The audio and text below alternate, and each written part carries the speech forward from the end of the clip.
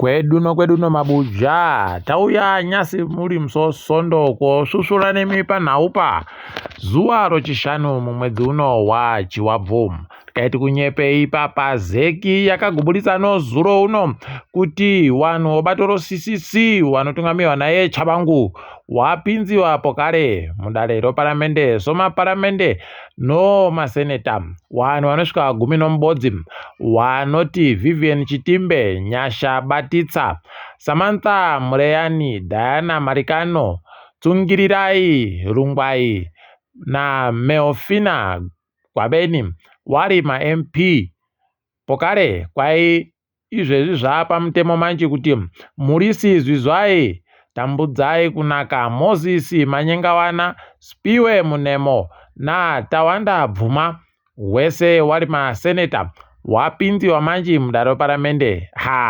kujanorivha zvavo wabi yedu rekai watende Chabangu nekuti dai asipo zvakatowanyangarira. Kambani yomikiri wagoreketayo kutoti izvezvi hotera iya tachizoitengesa manje hotera inonzi Mikiri iyai iri muHarare kwai achitengesewa kambani Albwadi yokuDubai kuUAE ipapa kwai yatengesiwa madhora okuAmerica 20 mamiliyoni $20 million pachirungu inenge yakutotenziwa zita rekuti Hyatt Hotel rekai tigoona kuti zvinoperera papi asi mukaverenga nhoroondo yacho munobva mandoona kutoti yei idi rekai henyu wanhu watema wazoramba wachiti zvinhu zvakaitiwa makore okare zvakaita kunyangariwa mombe dzakaita kubiwa wanhu ndo dzakasimudza makambani akadai sana Mikiri paribe chisvino rekai tione kwazvinoperera kuti ndokupi asi norimwe zuva yawe wachatinunurawo. John Musaya wanhu anenge akusaya nzeru manje kureketa kuno akuramba achindoita chende benhuke kureketa kuno agozoburikapo kare akuti inini ndini ndakufunga zvinhu zvozigi World Bank ndiyo baya yakafunga zvinhu zvozigi kuti tiite zvozigi muri kurimemba kuti paya World Bank yange yaramba ikati tisuba isu wanhu wakaita kuti muise zigi renyuro zigi makazviisira mega mukazvidira mega kuna apa kusaya kuti chii chaizvo oita sei oreketa kuti kudini kwai rikafoira zigiro nangidzirai inini hui kunangidzira vamwe bakuti unobva waona kuti aya ndo mashura akakwatisiwa idi kutoita kunge munhu ari kuenda kumuyawa zvinoita kuhwadza izvi. Tinosvika lini wakomana zviita kudandi zvakaita kuoma muyembe watinoitiwa novarumewa tikundosvira kuti dai yawe andotibvumira kamukana kadiki basi kuti tinhadzirise zvinhu tegani zvireke uramba zvienderera mberi izvi ndo mashura nomuyembe nopwito zviri pabodzipo zvakaita kusanganisiwa pakaita kunyangariwa. Bepa nauro Daily News ragoreketa iro kutoti Chabangu izvezvi kureketa kuno aiwa achibatana manja naiye Washman Ncube kuita waite chinhu chibodzi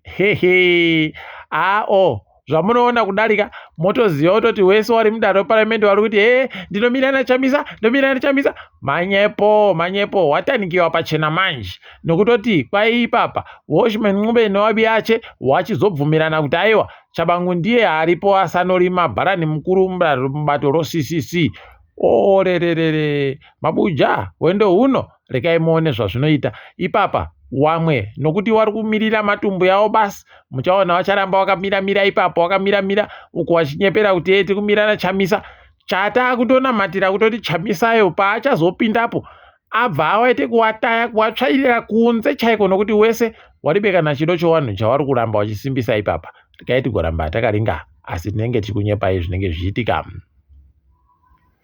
Kumwe kuita kunofadza nyika yeZimbabwe tiri kufara kunyepai kutoti mumwe mubvana akabariwa muZimbabwe anonzi Niko Ndiweni kwaipapa aisiwa kuavhotewa kuBritainko kunzvimbo yoDerbyshire kwai aiti ndiye mukuru wemapurisa nokulinga zvine chekuita nozvokupariwa kwomhosva, Police and Crime Commissioner pachirungu, tikuti makorokoto atojanga aripo apa amujano mavhoti anopfuura 30 ozvuru 30,000 votes pachirungu. Tomuroera manja kamo takundosvira kuti nayawe dai waita tusvino vanhu vava vakazotipawo nzero dzavari kuseenzesadzo tikuone kuzoti Zimbabwe yachinja, tinoita zvinhu zvinoita kuti vanhu vese vagare pakasununguka pakanaka. Kwainozinara tiri kupfika magedhi omugwagwa mairi pamugwagwa wemasvingo kuti aseenzese raini ribodzi basi pakupinda kuchipfuura. Rekai tione kuti zvinosvika rini, asi iwo ari kuti zvinofanira kusvika zuva re20 romwedzi uno, kwai tiri kuzviitira kuti pakone kunhadzirisiwa nokuseenziwa novabasa avo vari kuseenza mugwagwa wemasvingo unobva Harare uya. Rekai tiri kuona kuti ndizvo chere kana kuti wachazopfuurira mberi pokare. Mumwe mubvana wekwedu anonzi Priscilla Chigariro akaita kuita kupfunyutsiwa idi yawe wariko, wakatoita kumuhwira nokutoti ipapa anga atoita kutengerwa vanhu vanoita kumuponda kuno zvakabva zvaramba kuAmericako. Bweta ranga riri murume wache ranga riri kuda kuti timupfudze kumupedzesa chaiko kuitira kuti rikone kugoboya wana wagare naye kuno. Aiwa zvakona kubatiwa bva apuwa makore 10 okugara mujere, achizonzi kana aburika mujere makore 10 anozoita 3 aanenge akaisiwa chibhande chokuti anobvumiwa baa kuenda kese kwese. Tikuramba chizvitenda izvi dai zvatoramba zvakadando. Idi yawe wakahwira wokweduyu Priscilla Chigariro. Chikoro chofundo yepamusoro choUZ chanangidziwa kuti chiri kuita mutsepwede nokuita zvinhu zviribe kana basa zvokundoomesera vanhu musoro paribe kana chiripo. Ipapa wagoti mamwe madhigirii akutoita kutandanyoresiwa bvunzo kunge munhu ari kuenda kuonyora bvunzo dzokuti apinde fomu 1 dziya. Mabuja unobva waita kuona kuti paribe chisvinu. Heno kuti zvinobatsirei izvozvo kana kuti zvinoita sei? Chatinondoziva wanenge waine wavo vari kuda kuti wakone kupinda ipapo, ndo kazhinji kacho wanondowanyepa kaa kuti tichabvunza izvi wopindura izvi, obva atopasisiwa munhu paye. Ndo zvinoita vanhu wavo. Rekai tirambe takaringa kuti zvinosvika kupi izvozvi. Tiri kuona isu zvichikuwama kuno yano. Mapfuta odzimotika adzikira mbichana hwendo huno kwainozera dhiziri ravo kuita $1 ribodzi rokuAmerica nomasendi 63 $1.66 pachirungu. Pokare kana ari mazigi oita mazigi 20 notuziganati 24 21 and 24 zig wakoma 9 pakaita kunyangara. Kana iri peturu kwai $1 ribodzi nomasendi 50 anosere $1.58 pachirungu. Kana ari mazigi 20 ribodzi nomasendi 15 kwai 21.15 zig pachirungu. Pakaita kuoma. Rekai tione kuti zvinosvika kupi. Heno kuti mbanani wari kuitengesewa iyo mazigi nokutoti paribeka kana kuti wari kuisirei mutengo wemazigiyo. Heno ticharamba takaringa peno ndizvo vari kuda kuita zviya zvokuti watande kuburitsa peturu wachiti aiwa iyi ndo warimi, iyi njo warimi, iyi njo wamapurisa, iyi njo manani kuti watengese nozigi. Heno ticharamba takaringa hedu. Kwai wiki nero chivhayo abva atoita kuvhurira bhegi kureketa kuno dzaakutenge ng'ombe dziri kuburika mudhibhi kamu. Ipapa makwaiwayo kwai dzaita kutengiwa 100 chairo. Apa kwai dziri kugopowawo chidiki ZANU-PF basi, dziri kupowa bawa muvanhu wese. Hede muchamunzwa manje anenge agowawo. Rekai hedu tirambe takaringa kuona kwazvinoperera izvozvi. Wakaringa mutambo webhora yanozuro Bikita yakaita kabodzi Notel 1 Ngezi Kajana Mambo nokabodzi kwa 0. Chicken no Dynamos dzakandosikidzana paribe yakagwesa imwe. Herentauzi yabenza ZANU-PF yakajaya dha yamagaya anosenza noZANU-PF.